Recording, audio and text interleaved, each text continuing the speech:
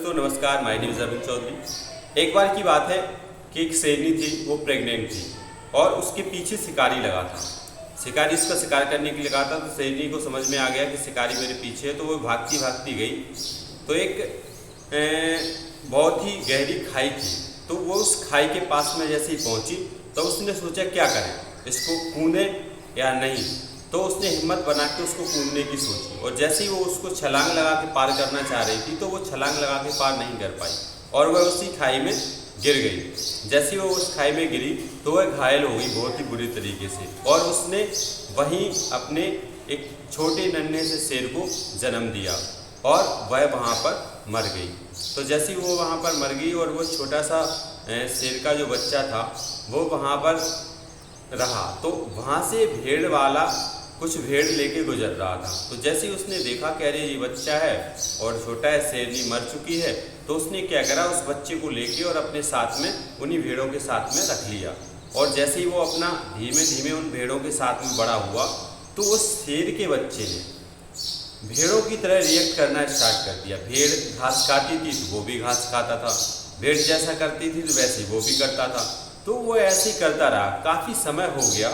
तो उसने देखा क्या हुआ कि एक बार जंगल में जैसी वो भेड़ अपनी चरा रहा था तो वहाँ पे एक शेर आया। जैसे ही वहाँ पर एक शेर आया तो उसने सोचा कि चलो इन भेड़ों का शिकार करते हैं। तो जैसे ही शिकार करने की सोच ही रहा था कि उतने में वो भेड़ों के बीच में वो शेर दिखाई दिया, जो कि भेड़ों के साथ रहते रहते भेड़ों के जैसा बन गया था। तो जैसे ही उसने देखा अरे, तो उसने क्या करा, उस शेर को उठाया और उसको साइड में लेके आया।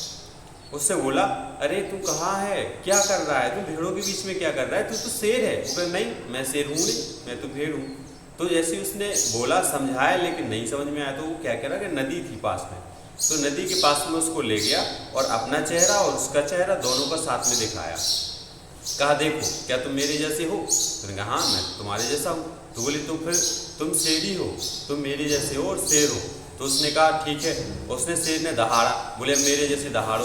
तो जैसे ही उसने दहाड़ा तो दहाड़ने की आवाज़ ना आके उसके मुंह से आवाज़ आई मैं, क्योंकि वो भेड़ के साथ में रहते रहते भेड़ के जैसे ही रिएक्ट करने लगा था। तो उसको आवाज़ जैसी मैं की आई तो उसने कहा फिर से करो। तो 4-5 बार करवाया जैसी, तो फिर उसकी असली आवाज़ दहाड़ने की बाहर आई।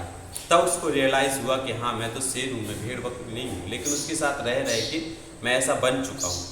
एक कहानी है हम लोगों की, उस शेर की और हम लोगों की कहानी क्या है कि हम लोग इस भीड़ में, हम उस भेड़ वाली भीड़ में भेड़ की तरह हो गए हैं। हम अपने आप को पहचान नहीं रहे, लेकिन हम अपने आप को पहचानें और पहचान के आगे बढ़ने की कोशिश करें। 95% और 5%। हमें डिसाइड करना है कि उन्हें 95% की भीड़ में रहना है या 5% की भीड़ में अलग रहना है, अलग हट के कुछ करना है। जीवन में हमारे जो सपने हैं उन सपनों के लिए जीना है, या फिर हमें उसी चाल में जो सब कर रहे हैं, सुबह से उठ रहे हैं, खा रहे हैं, पी रहे हैं, अपनी ड्यूटी जा रहे हैं और उधर से आके फिर खा के पी के फिर सो जा रहे हैं, अपनी मस्ती के लिए इधर घूम रहे हैं उधर घूम रहे हैं, लेकिन कुछ अपने लक्ष्य के लिए नहीं कर रहे हैं।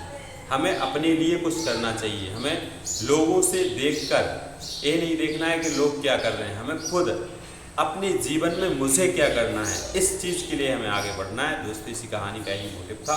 बहुत बहुत धन्यवाद। कहानी अच्छी लगी हो तो लाइक कीजिए, शेयर कीजिए और कमेंट जरूर कीजिए। इसलिए धन्यवाद।